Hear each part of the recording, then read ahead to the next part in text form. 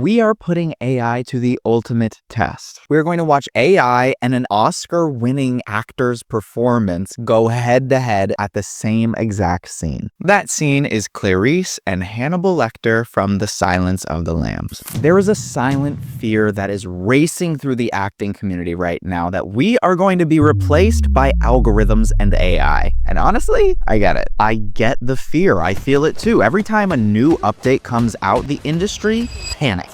But today, I'm going to break down these surgical differences in these performances so that we can dissect what makes acting believable. I'm Neil Kelly. I'm a professional working actor and acting coach. You can see me on Netflix, Hulu, CBS, working alongside people like Emily Blunt, Chris Evans, and the beautiful Catherine O'Hara. Let's take a look at how AI handles this iconic scene.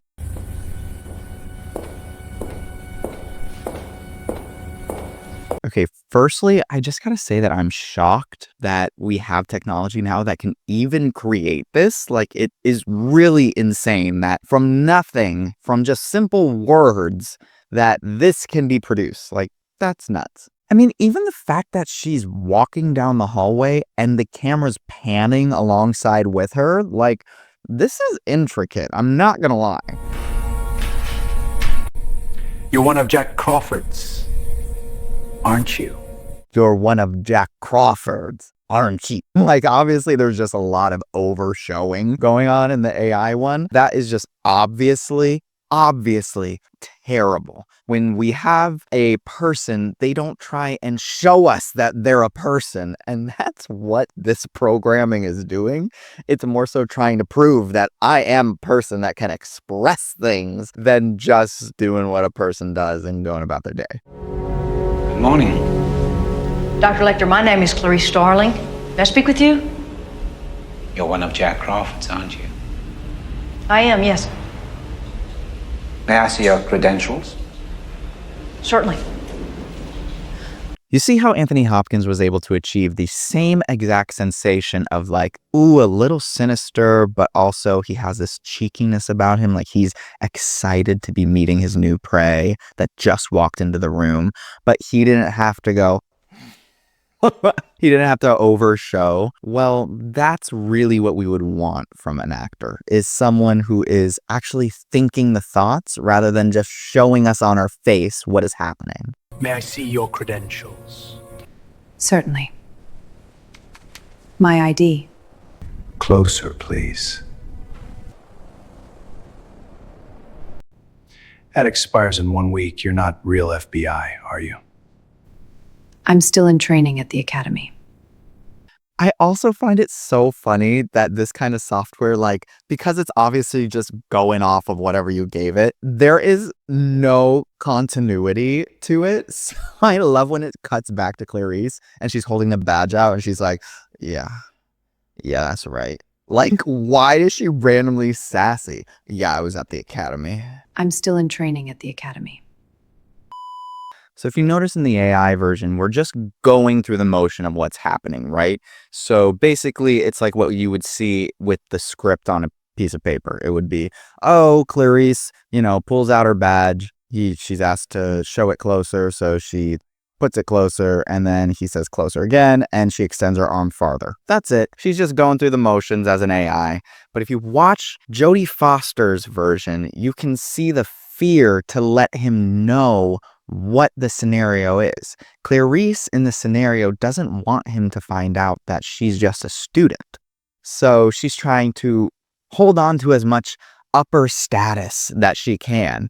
And the minute he finds out she's a student, she's going to lose that. So you can see in Jodie's eyes through this performance when she's trying not to extend, not just her eyes, her arm too, that there's so much hesitancy. And that's what's invigorating, because us as an audience leans in and we're like, what's going to happen between these two? It's dangerous.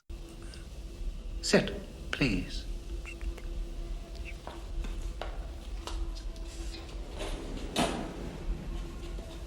Now, in this section, we see how AI just needs to make broad strokes in order to fulfill what it was told to do, whereas the real Oscar-winning actors are able to come into the scene work and fill in all these little tiny details that add up to a huge, grand, glorious performance for us as an audience. Clarice basically just needs to go to the back of the room and sit on a chair, right? But do you see how Jodie chose to do that over the AI? The AI completely turned around, left, and went over to the chair, giving her back to Hannibal Lecter.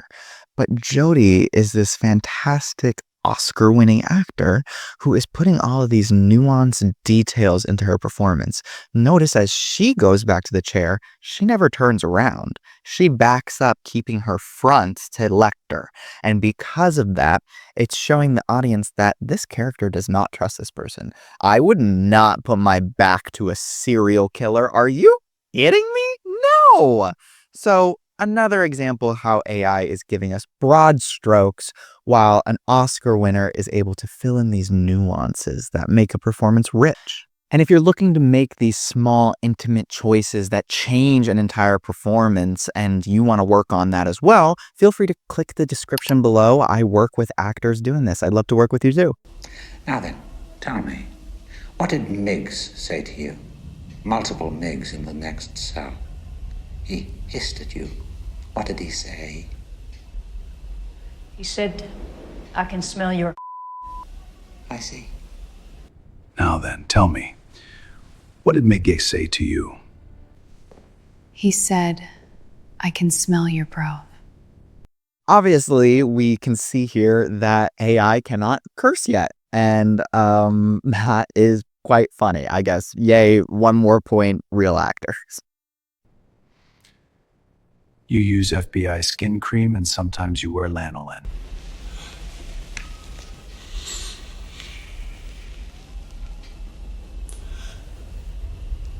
You use Evian skin cream. And sometimes you wear lead at home. But not today. Notice how the AI, when it smelled the air and tried to smell things, it just went through the motions. Whereas we have Anthony Hopkins here really on the hunt for something. And we get that from his performance. He's searching for something. And when he figures out what are the scents that Jodie's character, Clarice, is wearing, he is very delighted by it. So we have all of these nuanced, different expressions we're getting from the Oscar-winning actors that is really just a missed opportunity by the AI actors. And additionally, you can see how Clarice switches the topic of, did you do all these drawings yourself, doctor, in order to get away from the conversation right now about the scent. She's very uncomfortable by it, and she's trying to get some control back by saying, how can I just switch topics? Ah, yes, there are drawings that I can move it on to because I'm uncomfortable. And you can see in Jodie Foster's eyes, her searching for these things. We see the hesitancy in them, but the AI is just doing it. You know, there's no subtlety, no thought process. And because of that, there's also no breath in between the lines. Now, I gotta say, this Duomo shot, like, it looks like a drawing. It looks like it could be fit into the movie. It is very impressive that the technology can do that. I'll give them their 10s on that one. But the performances so far, you know, humans still winning. Well, perhaps you care to lend us your view on this questionnaire, sir. Oh, no. You were doing fine. I think what's really noticeable about this part is the fact that the AI is not able to connect thoughts in any way. If you watch Anthony Hopkins' delivery of these lines, it's very much changing with what he's thinking, so the line comes out differently. But if you watch the AI, it's every single sentence just has his different way he's gonna say it. Oh, no.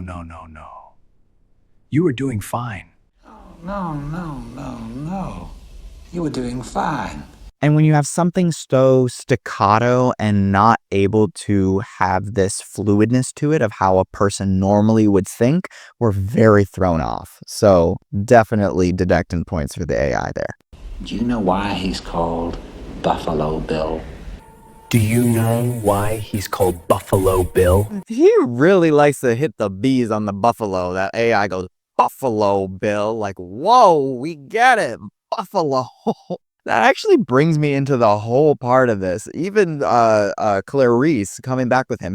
Every single line is said like this, overpronounced with way too much intonation to it. Basically, because the AI system is trying to make conflict, it is being very harsh in the way it's telling the characters in here to speak. But you see how the intensity levels just randomly being there absolutely makes no sense for the scene work when there's no thought or real emotional intensity behind it. It just comes across as overpronouncing things. Buffalo Bill. Oh, Agent Starling, you think you can dissect me with this blunt little tool? No. I thought that your knowledge is... So ambitious, aren't you?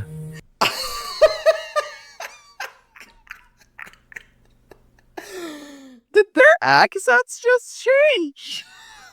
You can't make this up. Could you imagine being like in a very highly guarded facility and the people there are like, oh yeah, aren't ya? Huh? They're pirates. He sounded like a pirate and she sounded like she was in Peter Pan. So obviously this is a commentary on some programming here where because an AI is really just what we feed it, I believe it receiving lines like this where it has like phrasing like aren't ya? I guess it reads it based off of what it was fed as more of, oh yeah, that is something that would be said in this kind of dialect because maybe that dialect warrants that phrasing more. I don't know. We're not winning on the continuity part, AI. We're really not winning on it. But extra points for giving me a chuckle. Darling, you think you can dissect me with this blunt little tool? No. Oh my God. In the real version, I forgot. He does use an accent for that little section, but it's supposed to be funny, like blunt little tool. First off, not the same accent AI, just incorrect. Secondly, he's doing it as a character choice and not fully switching accents like he is just whoop, brain turned off and another section turned on. But now look at Jodie in that moment. That no.